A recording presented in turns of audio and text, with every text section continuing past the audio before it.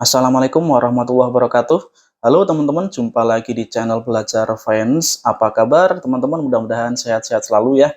Oke, di video kali ini saya mau sharing apa yang saya lihat ya tentang satu saham, yaitu PT Pembangunan Jaya Ancol, kode sahamnya PJAA. Ada beberapa hal yang menarik dari saham PJAA atau PT Pembangunan Jaya Ancol TBK ini ya, yang menarik untuk saya ulas teman-teman.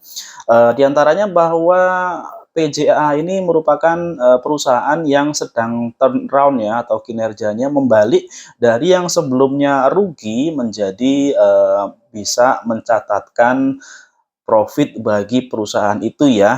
Kita tahu di beberapa tahun yang lalu ada pandemi yang memukul kinerja atau pendapatan dari PJAA ini, dan sekarang setelah pandemi berlalu menjadi titik balik perusahaan PJAA atau Pembangunan Jaya Ancol untuk kinerjanya kembali ke positif ya teman-teman ya. Oke, langsung saja kita lihat, mudah-mudahan tidak terlalu panjang video ini teman-teman ya, namun poin-poinnya tetap dapat tersampaikan. Kita lihat dulu sedikit tentang profil dari PJAA, yaitu untuk komposisi pemegang sahamnya mayoritas dipegang oleh Pemda DKI sebesar 72%, kemudian dipegang oleh PT Pembangunan Jaya sebesar 18%. PT Pembangunan Jaya ini merupakan perusahaan yang didirikan oleh uh, Pak Ciputra ya, kemudian sahamnya juga banyak dipegang oleh Pemda DKI lagi teman-teman. Jadi sebetulnya baik PJAA maupun Pembangunan Jaya sendiri sebetulnya merupakan perusahaan Pemda DKI ya. Nah, dan sisanya 10% sahamnya dipegang oleh publik atau masyarakat. Kemudian teman-teman, kita lihat dulu gambaran umum tentang pergerakan harga sahamnya di grafik berikut ya. Untuk saham PJAA kita lihat di 5 tahun terakhir, kita bagi menjadi 3 fase harga saham teman-teman. Yang pertama, kondisi sebelum pandemi sampai dengan awal tahun 2020, di mana pandemi mulai terjadi. Kemudian yang kedua, di masa pandemi, dan yang ketiga pasca pandemi. Pasca pandemi ini kinerja sekitar kuartal 2 tahun 2022 sampai dengan saat ini ya.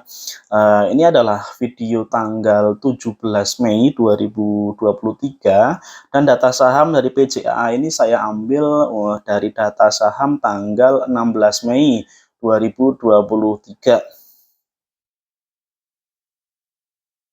Oke, selanjutnya kita lihat transisi harga sahamnya dari saat pandemi ke fase kondisi normal teman-teman ya. Yaitu jika dilihat di garis yang saya garis bawahi warna kuning, itu kondisi saat masih dalam kinerja yang masih dibayang-bayangi pandemi teman-teman ya. Sedangkan mulai setelah rilis laporan keuangan kuartal 2 2022, sebagaimana saya tandai dengan garis yang warna biru, itu bahwa sejak September 2022 harga sahamnya mulai naik ya. Jadi untuk PJAA ini kinerja labanya mulai kuartal 2 tahun buku 2022 sudah mencatatkan keuntungan teman-teman, atau profit ya, dari sebelumnya perusahaan mengalami kerugian. Dan direspon oleh pasar dengan kenaikan harga sahamnya sejak sekitar September Oktober 2022 ya. Nah, kita lihat lagi lebih detail untuk harga sahamnya, pergerakannya di pasca pandemi. Kita lihat seperti yang tadi saya sampaikan, di bulan Oktober mulai mengalami kenaikan tajam ya. Dan kalau kita lihat harga bawahnya setelah kinerjanya normal setelah Oktober tadi, harga bawahnya atau bottom harganya itu di harga sekitar 610 teman-teman ya. Itu sekitar bulan Maret 2023. Dan kita lihat ke kinerja perusahaan dari sisi profitabilitas. Jadi sejak laporan keuangan kuartal 2 2022 dirilis, kinerjanya mulai tumbuh positif ya, mulai normal. Bisa dilihat di grafik yang atas, itu kinerja gross profit margin, operating profit margin, dan juga net profit margin mengalami pertumbuhan yang bagus ya setelah pandemi atau di tahun 2022. Dan untuk ROE-nya itu di kisaran sekitar 10% teman-teman ya. Jadi masih bagus untuk rasio antara keuntungan dengan ekuitasnya ya, ini masih bagus, masih di kisaran di atas 10%. Lalu untuk IPS dari PJAA kita lihat teman-teman, IPS-nya mulai positif ya, seperti yang tadi saya sampaikan di depan bahwa kinerjanya mulai kembali ke profit ya setelah kuartal 2 2022. Jadi IPS kuartalannya seperti itu teman-teman. Tahun 2023 juga diprediksi naik ya, terlihat dari IPS di kuartal 1 2023 yang juga positif. Nah, kemudian dari sisi pemberitaan media atau newsnya seperti apa? Beberapa pemberitaan terbaru diantaranya tentang kinerja dari PJAA ini, jadi kinerjanya membaik, sehingga peringkat resiko dalam pemberian hutangnya diperbaiki teman-teman ya. Kemudian yang kedua, target pendapatan juga dinaikkan dengan melihat kondisi yang mulai membaik ini teman-teman. Dari sisi kunjungan wisatawan yang sudah mulai meningkat ya, jadi masyarakat sudah mulai bepergian lagi, mulai berrekreasi lagi, maka perusahaan juga meningkatkan target pendapatan. Nah, kita lihat lebih detail tentang target pendapatan tadi. Jadi target pendapatan usaha perusahaan dinaikkan 15% teman-teman di tahun 2023. Dan yang kedua terkait pendapatan ini juga tentunya ditopang dari target peningkatan jumlah pengunjung ya, yang ditargetkan naik 17%. Dan hal ini juga dipengaruhi tentunya oleh membaiknya kondisi setelah pandemi ya, bahwa PPKM sudah dicabut sejak akhir tahun 2022. Oke, satu hal tentang PJAA, bahwa PJAA juga rutin membagikan dividen terutama saat perusahaan mengalami profit ya. Kita lihat dividen 2017 dan 2018 ya, yang dibagikan di tahun berikutnya. Untuk tahun buku 2017 dan tahun buku 2018 masing-masing dividennya sebesar nominalnya Rp52 dan Rp53. Nah, kita akan melihat perkiraan dividennya untuk tahun ini berapa ya dari tahun buku 2022. Sebelumnya kita cari dulu dividen payout rasionya teman-teman. Dividen payout rasio untuk tahun buku 2017.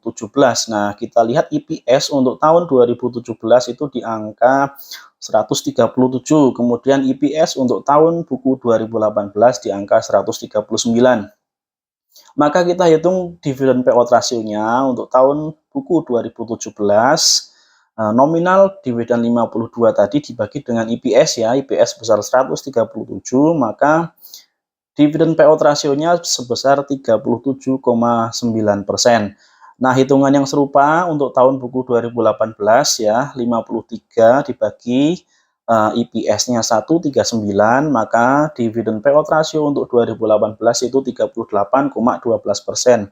Maka perkiraan saya dengan dasar perhitungan tadi, dengan dividen payout rasio 39% ya dari historis tahun buku 2017 dan 2018 tadi, perkiraan dividennya untuk tahun buku 2022 yang akan dibagikan di bulan Juni ya, kalau melihat jadwal RUPS-nya Juni 2023, sebesar Rp37,44 per lembar sahamnya ya. Itu kalau perusahaan memutuskan akan membagikan dividen ya, tentunya kita tunggu dulu hasil RUPS-nya seperti apa nantinya. Dan dengan nominal dividen 37 per lembar saham tadi, maka yield-nya adalah 4,86%. Cukup moderat teman-teman ya, tidak besar dan juga tidak kecil. Setidak-tidaknya bisa membuktikan bahwa perusahaan menghasilkan laba dan secara nyata dibagikan kepada para pemegang sahamnya ya. Namun dengan yield seperti ini, dengan payout rasio yang di angka 30%-an tadi, juga nampaknya perusahaan masih cukup konservatif ya, artinya cukup hati-hati untuk menggunakan laba mereka ya. RUPS akan dilaksanakan dari Jumat nanti teman-teman, di hari Jumat tanggal 19 Mei ya.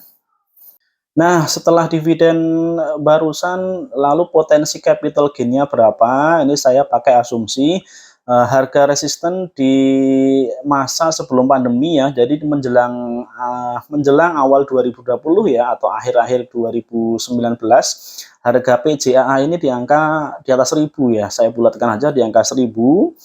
Maka potensi gainnya adalah sebesar 29,87% ya, dengan catatan harga saat ini di harga 770, harga yang saya capture di tanggal 16 Mei 2023. Kemudian potensial loss-nya berapa atau kemungkinan loss-nya, saya pakai asumsi support di harga terdekat setelah pandemi, yaitu supportnya di angka, tadi sempat saya tayangkan ya, di angka 610 sekitar bulan Maret 2023, harganya sekitar itu ya.